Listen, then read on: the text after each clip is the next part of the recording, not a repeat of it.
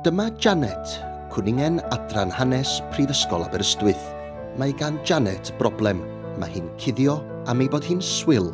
Yn rhy swil i gymysgu gyda neb arall, hyd yn oed myfyrwyr hanes Aberystwyth. Dyma Trevor. Mae Trevor yn Spaniel gwylaidd iawn.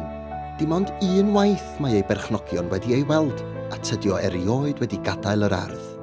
Rhywle yn y llun yma mae Seb yn cuddio. Mae Seb yn deigr asiaidd sydd yn rhy ofnus i adael ei guddfan a chymysgu gyda anifeiliaid eraill. Ond mae help ar gael i holl anifeiliaid swil, gwylaidd ac ofnus y byd. Rydyn ni yma yn Haen o Hyder yn erfyn arnoch chi, wylwyr ddoe am 10, i anfon darnau o'ch gwallt atom. Os ydych yn torri eich gwallt, yn glanhau blew o'r bath, neu'n chwarae tric ar ffrind sydd i meddwi. Nid oes ots. Rydym yn gaddo y bydd pob blewyn yn cael ei ddefnyddio bydd yr anifeiliaid yn unig. Dyma Janet ar ôl i ni ei helpu.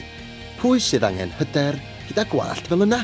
Ers i Trevor dderbyn ei Haen o Hyder, mae ei berchnogion yn cael trafferth i gadw yn y tŷ, gan ei fod eisiau mynd allan i chwarae o hyd.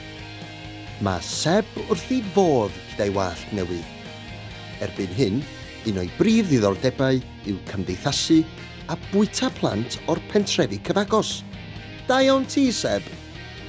Dros y 10 mlynedd diwethaf, mae Haen o Hyder wedi helpu 30 miliwn o anifeiliaid dros y byd. Helpwch ni i helpu rhagor o anifeiliaid dros y 10 mlynedd nesaf. Haen o Hyder. Rhoi hyder, dim pryder. Pan nes i glywed am Haen o Hyder, mi nes i siafio ngwallt i gyd i ffwrdd. Dyma lun o fflir a gafodd fy ngwallt i. Mae fflir wrth i bod yn pori a godro gyda'r gwartheg eraill wan. A mi ydw i'n cael cardyn nadolig ganddi bob blwyddyn. Rhowch eich blew i Haen o Hyder. Peidiwch ei wastraffu.